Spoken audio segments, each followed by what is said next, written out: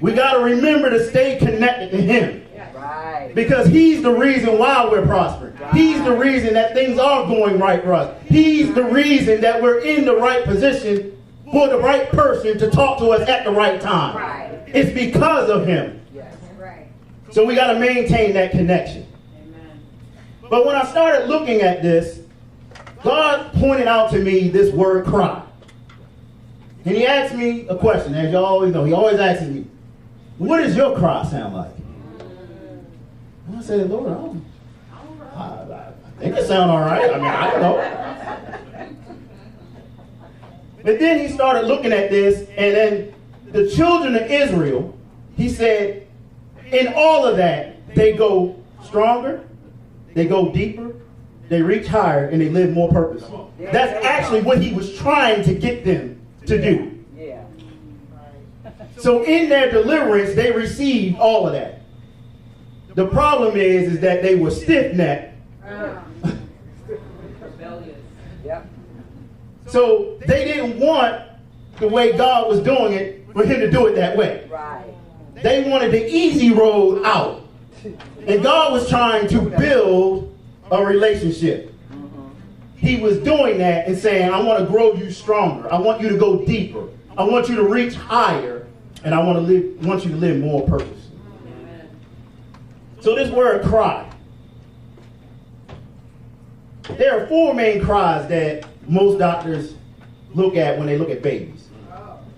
4 different cries. I didn't know this, but maybe one of y'all did.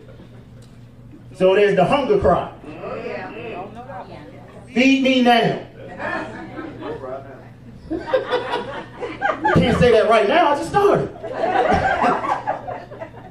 All right. The hungry cry. The upset cry. Something is just not right. Mommy and daddy, you need to take care of this. Okay? I'm upset. Tired or overstimulated cry. And the last one is a pain cry. Something hurts. And I don't have any other way to let you know that there's something wrong, so I'm going to cry out. But when I looked at it, there's actual spiritual cries too. So when you start looking at that word cry, there are multiple meanings to it. And when it's used and what position that word is in means different things. Yes. All right, so let's go through a couple of these spiritual cries. One is a shriek. All right, just to yell out with a high screech. Ah! The difference is about a screech is it don't mean anything. No one can decipher what that is. It's just a loud noise. All right. I know my screech was bad. Don't worry about it. Keep moving.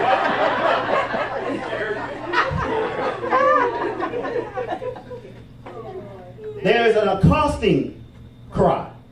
And that means to approach or address someone boldly. Accosting.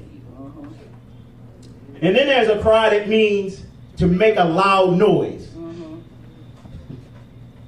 So a screech is high pitched, a loud noise isn't. Now this was amazing to me. I'm like, how many cries can we have? There are a lot.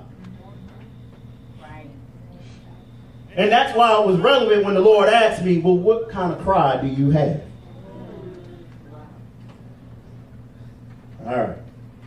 So there's another cry as well. And this is the cry that actually is in Exodus chapter 2.